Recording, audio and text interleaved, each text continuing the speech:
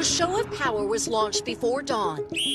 China sending its army, navy, air force, and rocket force to completely surround Taiwan. In a single day, the drills involved a record 125 Chinese military aircraft and 34 naval vessels, including the aircraft carrier Liaoning, according to Taiwan defense officials tracking them. Taiwan scrambled its fighter jets and warships too, and condemned China for what officials called unreasonable provocation.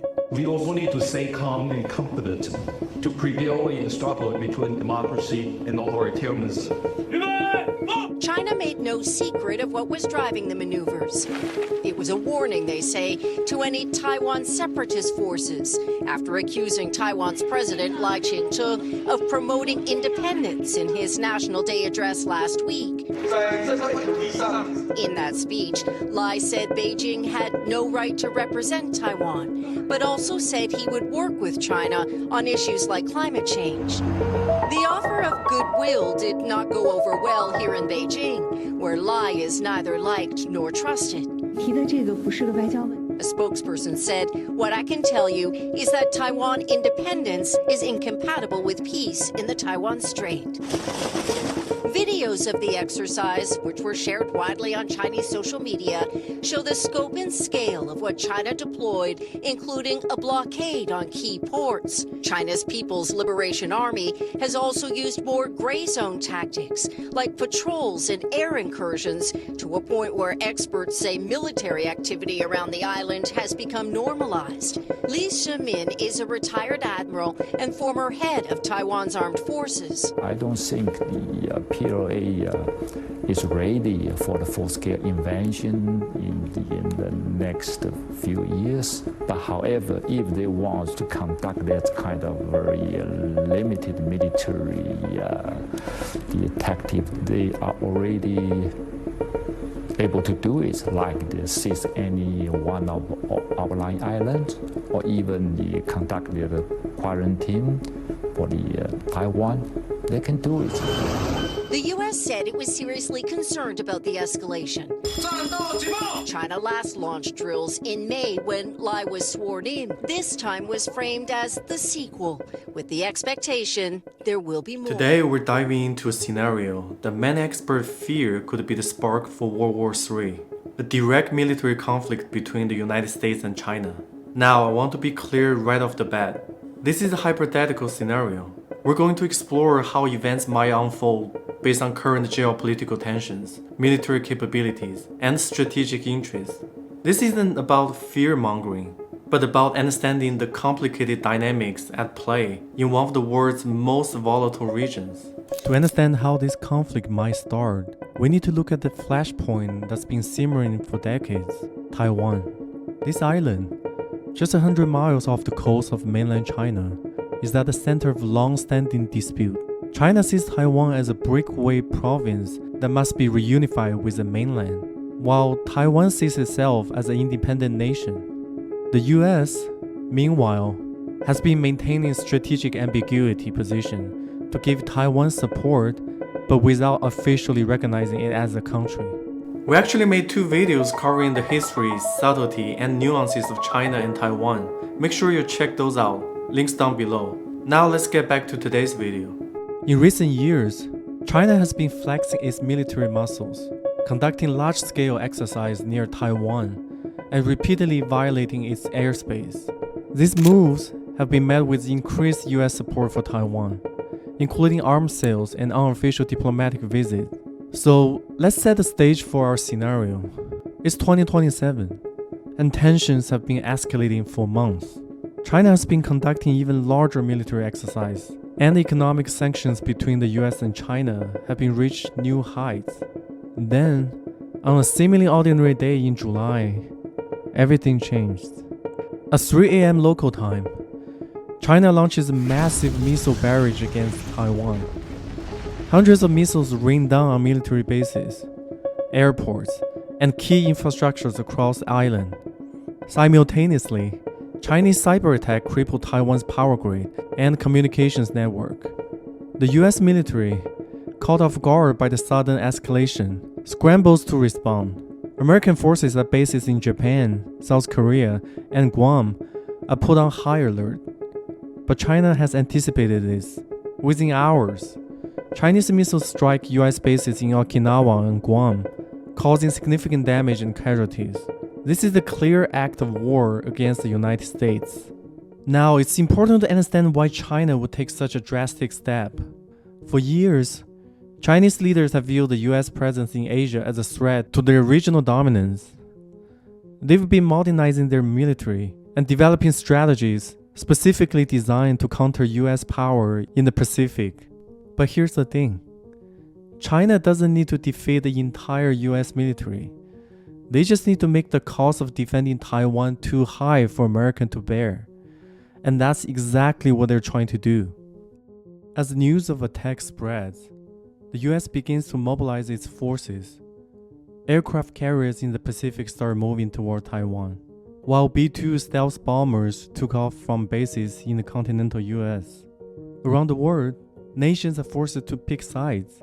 Japan and South Korea, key US allies, offer support and allow American forces to use their bases.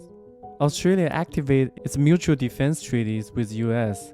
In Europe, NATO members meeting in emergency sessions, invoking Article 5 for only the second time in history.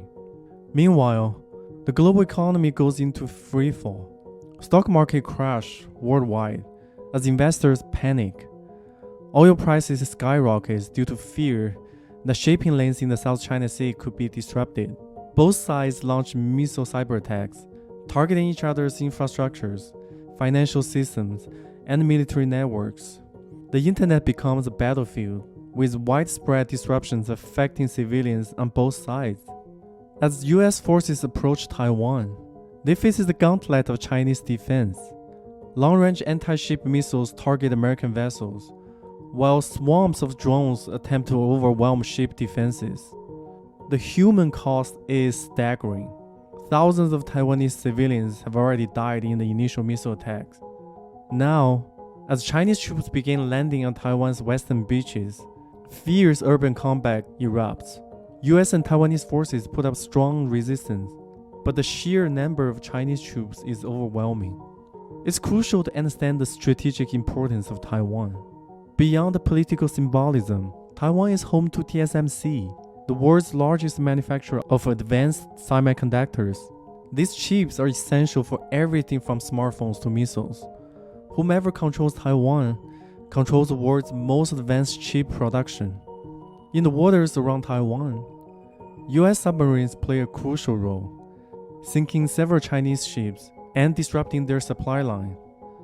But China's vast missile arsenal continues to pose a major threat to US forces.